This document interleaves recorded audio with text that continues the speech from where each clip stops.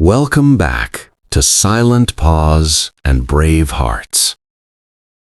The ocean had been Daniel Whitaker's only companion for the past 3 weeks, not by choice exactly, but by the quiet, slow surrender that happens to a man when the world stops making sense and the sea is the only thing honest enough to just keep moving. Every morning he drove the same 20 minutes from his small rented house on the edge of Gloucester, Massachusetts, parked in the same gravel lot, walked the same path through the seagrass, and sat in the same spot on the cold sand. He never brought a book, never brought coffee. He just sat, with his German shepherd Max pressed firmly against his left side, and stared at the place where the gray water met the gray sky, as if somewhere out there, past the horizon, there might be an answer waiting for him. Daniel was 61 years old. He had served 22 years in the United States Army. He had walked through places that most people only ever see in nightmares, and he had carried men on his back who never made it home. He had received commendations, a Bronze Star, a photograph with a general whose name he had since forgotten. None of it had followed him home. What followed him home was quieter and far heavier. It was the sound of a name called out in the dark. It was the way a car backfiring on a Tuesday afternoon could drop him to his knees in a grocery store parking lot. It was the particular silence of a house with no one else in it, and the way that silence had a weight to it that pressed down on his chest every single night. Max had been with him for 7 years, a German shepherd with a broad chest, deep amber eyes, and a gray muzzle that had appeared almost overnight, the way age sometimes does. The dog had come to him through a veteran support program, and from the very first night, Max had understood things about Daniel that Daniel had never spoken aloud. When the nightmares came, Max was already there before Daniel was fully awake, his warm bulk pressed against Daniel's chest. On this particular Thursday afternoon in late October, the beach was nearly empty. A few gulls picked along the waterline. The waves came in slow and heavy, the kind of waves that carry the full weight of a coming winter. Daniel had been sitting for nearly an hour, his hands loose in his lap, his eyes somewhere far out over the water, when Max suddenly lifted his head. It was not an aggressive movement. Max did not growl or stiffen. He simply raised his broad head from Daniel's thigh, turned it slowly to the left, and became very still. His ears moved forward, his eyes locked onto something down the beach with the kind of focused, gentle attention he usually reserved for Daniel himself. Daniel followed the dog's gaze. She was standing about 30 feet away, close enough that he should have noticed her before now. A little girl, perhaps 7 or 8 years old, wearing a yellow raincoat that was slightly too large for her, the sleeves coming down past her wrists. She was holding a red plastic bucket in both hands, clutched against her chest like something precious. Her dark hair was being pulled sideways by the wind, and she was staring at Daniel and Max with eyes that were very wide and very full of something that a child that age should never have to carry. Fear. Not of them. Something older and heavier than that. Max stood up slowly, without any signal from Daniel, and began walking toward her. His tail moved in a low, gentle arc, not the excited wagging of a dog greeting a friend, but something slower and more deliberate, the way you might approach someone you already understood was hurting. The girl watched him come. She did not step back. When Max reached her and lowered his head toward her, she did something that Daniel would think about for a very long time afterward. She dropped straight down to her knees in the sand, set her red bucket carefully beside her, and wrapped both arms around the dog's neck. She buried her face in his fur, and she stayed there, perfectly still, holding on. Daniel sat without moving for a moment. He could see from where he was the small tremor that moved through the girl's shoulders. He could hear, just barely beneath the sound of the wind, the thin, quiet sound of a child trying very hard not to cry and not quite succeeding. He rose slowly and walked toward them. Max had not moved. He stood with his neck bowed gently into the child's embrace, his eyes half closed, his breathing slow and even. He had rested his chin against her small shoulder as carefully as if he had been trained for this exact moment. Daniel stopped a few feet away and lowered himself down onto one knee so that he was closer to her level. "Hey," he said quietly. Just that one word, soft as he could make it. She lifted her face from Max's fur. Her cheeks were wet. She looked at Daniel with those wide, serious eyes, and for a moment neither of them spoke. The wind moved between them, carrying the cold, salt smell of the ocean. "What's your name?" Daniel asked. "Annie," she said. Her voice was steadier than he expected. Max gently turned his head and nudged her small hand with his nose. It was such a deliberate little gesture, so precisely timed, that Annie looked down at her hand and then back at the dog, and a sound came out of her that was almost a laugh. Small and broken, but real. "He's being nice to me," she said. "He's good at that," Daniel said. "Better than most people I know." Annie slowly sat down in the sand, her legs folded beneath her, and pulled her red bucket into her lap. She reached in and began lifting out seashells one by one, setting them down in a careful line in front of her. Daniel sat down beside her, not too close, giving her the space a person needs when they are carrying something heavy and have not yet decided whether to set it down. They were quiet for a little while. The waves came in and pulled back. A gull called somewhere overhead. "My mom is at the hospital," Annie said. She said it the way children sometimes say the hardest things, plainly and directly, without the careful cushioning that adults learn to use. They said she might not wake up. Daniel felt those words move through him like a cold current. He had heard hard things in his life. He had delivered hard news and received it.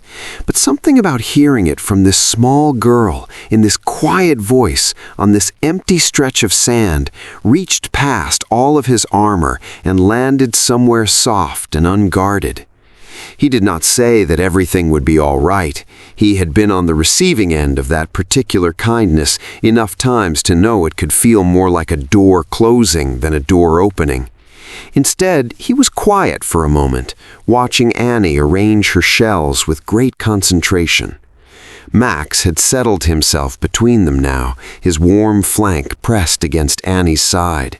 She rested her free hand on his back without looking down, the way you rest your hand on something you trust completely.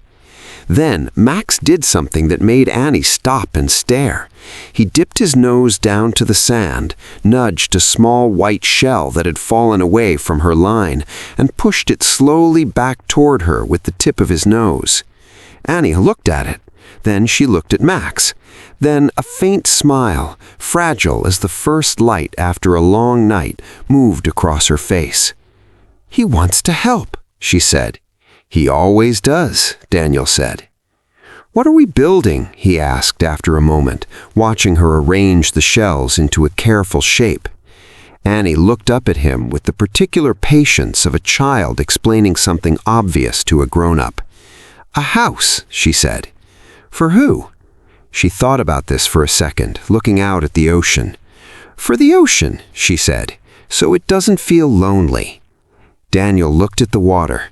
Then he reached forward and began shaping the sand around the edges of her shell arrangement, building up a low wall to hold it in place. Annie watched him do this and nodded with quiet approval, then went back to placing her shells. The three of them worked without speaking for a while. Annie placed. Daniel shaped. Max guarded the little structure with the solemn, steadfast attention of a dog who understood that this was the mission now, and it was not a small one. At some point during that quiet work, Daniel realized that the pressure that had been living behind his sternum for weeks had eased just slightly. Not gone, not healed, but loosened, the way a knot loosens when you stop pulling against it and simply hold it still for a moment. Annie looked over at him with a directness that children sometimes have, that unguarded way of asking the questions adults have learned to leave unasked. "Were you ever really scared?" she said. "Like, really scared?" Daniel thought about desert roads and the particular silence before everything went wrong. He thought about a hillside in a country far from here, and a name he still said quietly to himself some mornings, just to make sure he still remembered it. "Yes," he said, "many times." "What did you do when you were scared?" He looked at Max. The dog lifted his amber eyes briefly, then looked back at Annie's shell house. "I held on to whoever was beside me," Daniel said, "and I didn't let go until the fear passed." Annie considered this seriously. Then she placed one more shell on the roof of their little ocean house and sat back to look at it. It was not long after that they heard a voice from the direction of the boardwalk. A woman was coming across the sand quickly, her coat open, her face tight with the particular worry of a parent who has turned around and found the space where their child was standing suddenly empty. When she saw Annie sitting peacefully between a large veteran and a German shepherd, she slowed, relief and uncertainty crossing her face in the same breath. "Annie, sweetheart, I told you not to wander." She looked at Daniel carefully. "I hope she wasn't bothering you. I'm so sorry." Daniel shook his head. "Not at all," he said, and he meant it in a way that went far beyond politeness. "Actually, she helped me more than she knows." The woman looked at him for a moment, something shifting quietly in her expression, as if she understood that something had happened here that she hadn't been present for, but that was real and significant nonetheless. Annie stood up and took her mother's hand, but before she turned to go, she looked back at the little shell house sitting in the sand, at the low, careful walls, at the roof of white and gray shells, at the cold water moving slowly toward it and then drawing back, as if even the ocean was being careful. "If the waves knock it down tonight," Annie said, "we can build it again tomorrow." She said it simply, the way children say the truest things without knowing they are profound. Then she picked up her red bucket, tucked her small hand more firmly into her mother's, and walked back up the beach toward the boardwalk. Daniel stayed where he was for a long time. Max leaned against his side, warm and steady. The waves came in slow and cold.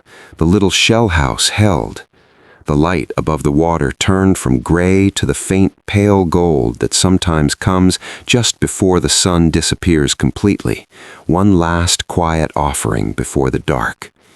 Daniel put his hand on Max's back and kept it there. For the first time and longer than he could remember, the horizon did not look like an ending. It looked like the place where the water and the sky were simply resting against each other, holding each other up. He did not know what tomorrow would bring. He did not know if Annie's mother would recover, or if his own nights would become easier, or if the weight he carried would ever fully lift. But he knew that a small girl had sat down beside him in the sand without being asked, and that his dog had known before either of them what was needed, and that together the three of them had built something small and real out of broken shells and cold sand. And sometimes, he thought, that is exactly enough to begin again. There is a profound value woven through this story that reaches beyond the simply moving and into the genuinely important. For older viewers and veterans especially, this story gently affirms that the wounds carried home from service are real, that struggling in silence is not weakness, but is also not the only path forward, and that healing rarely arrives in the dramatic form we might expect. It comes instead in small, unannounced moments, through a child's honesty, an animal's instinct, a shared, quiet task beside the water. For younger audiences and families, this story illustrates the extraordinary emotional intelligence that even very young children carry, and the dignity and courage it takes to reach toward another person when you are afraid. Annie does not wait to be saved. She simply sits down beside someone who is also hurting, and in doing so, saves them both. The dog, Max, represents something that research in veterinary science and mental health has consistently confirmed. Animals perceive emotional distress with a sensitivity that often surpasses our own awareness of ourselves. For the millions of veterans and individuals living with grief, anxiety, or post-traumatic stress, a loyal animal companion is not merely comfort, it is often a lifeline. Most deeply, this story carries the timeless truth that our most healing connections are rarely the ones we plan. They are the ones that find us quietly on an ordinary afternoon when we have stopped expecting anything at all. If this story touched something in you today, please take a moment to subscribe to Silent Paws and Brave Hearts. Every story on this channel is written for the hearts that carry more than they show. For the veterans who served in silence, for the animals who love without condition, and for the quiet heroes in all of us who keep showing up even on the hardest days. Hit that subscribe button, share this story with someone who needs it, and we will see you in the next one. Because here, no heart has to sit alone.